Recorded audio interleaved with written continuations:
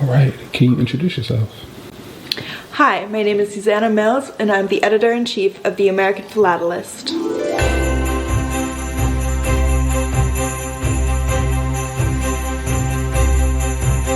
The December issue of the AP comes back to a topic that we actually explored fairly recently, but goes in a different angle.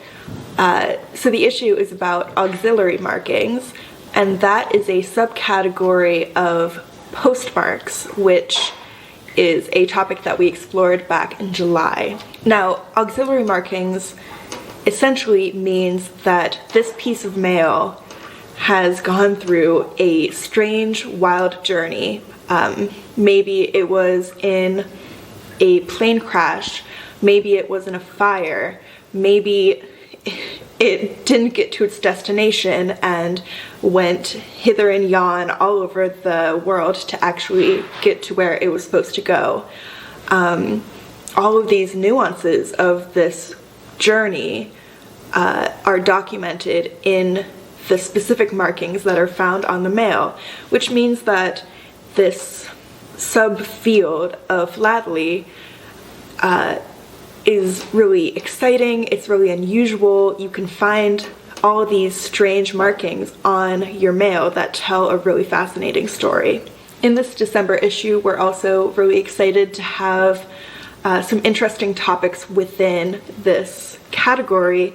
We get Christmas, we get Hollywood fan mail letters, we get to go back into the US Classics era. And then also, unrelated to auxiliary markings, there's a really fun article related to the current FIFA World Cup that is hosted in Qatar. So we wanted something really simple that also got to the spirit of the holiday season, no matter what you celebrate. Chad, our graphic designer, and I looked through a lot of different photos to find the right one that we could then add a philatelic element onto, and in this case the philatelic element that we added was a cover, an envelope sticking out of the mailbox, like you've just received a card in time for the holidays. I want to highlight a couple.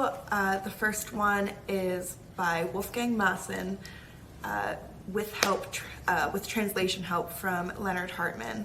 Wolfgang Maassen, a couple years ago, wrote this book about Peter Winter, who was a forger who liked to think of himself more as a replicator. Certainly he didn't like to use the word forger. He had a long career of making these very detailed replications, a lot of which are in the philatelic market. Some of them are obvious as replications. Some of them have his name on them, others do not. So Wolfgang did a lot of research back when he wrote his book into this man's life, into studying his work, and it's the article kind of sums up some of the highlights of this story, of this philatelic troublemaker who got into a lot of trouble with a lot of different philatelic societies across the world through his replicating and imitations. I also really enjoyed working on an article by Regis Hoffman and Thomas Richards. They've spent a lot of time compiling this reference list of fan mail related, Hollywood related auxiliary markings. And so in this article they show a bunch of examples of fan mail that was sent to like the silent film stars, the golden age of Hollywood stars, and took a while to get there. And so they show all of the different directional markings to show which way the mail went.